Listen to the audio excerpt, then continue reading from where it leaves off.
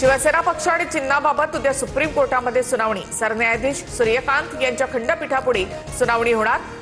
कार्यपालिकेमध्ये 40व्या क्रमांकावर प्रकरण सुनावणीसाठी निश्चित।